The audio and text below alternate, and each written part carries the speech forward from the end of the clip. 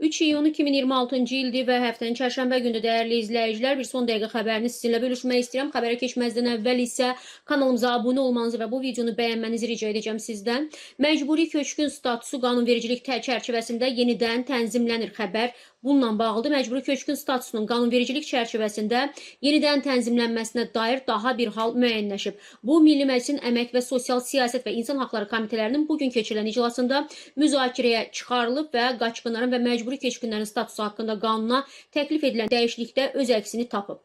Belə ki, qüvvədə olan qanunvericiliyə görə məcburi köçkün əvvəl adətən yaşadığı yerə qayıtdıqda və ya əvvəlki yaşayış yerinin əvəzinə həmin regionda müəyyənləşdirilmiş ölçüdə başqa yaşayış yeri ilə əvəzsiz qaydada təmin edildikdə, eyni zamanda dövlətin xüsusi qərarı ilə müəyyənləşdirilmiş səviyyədə yaşayış yeri ilə təmin edildikdə statusunu itirir. Layihəyə əsasən vətəndaş yuxarıda qeyd edilən yaşayış yerlərindən imtina etdikdə də bu statusunu itirəcək. Keçid müddəasına əsasən bu qanun qüvvəyə mindiyi tarixə qədər əvvəlki yaşayış yerinin əvəzinə işğaldan azad edilmiş ərazilərdə başqa bir yaşayış yeri ilə əvəzsiz qaydada təmin edilmiş məcburi köçkünlərin məcburi köçkün statusu bu qanun qüvvəyə mindiyi tarixdən etibarən itirilir. Yeni təklifə əsasən isə şəxs yaşadığı regionda müəyyənləşdirilmiş ölçüdə başqa yaşayış yeri ilə əvvəlki yaşayış yerinin əvəzinə təmin ediləcək. Bununla da dövlət tərəfindən yeni yaşayış sahəsinin verilməsi vətəndaşın mülkiyyət hüququnun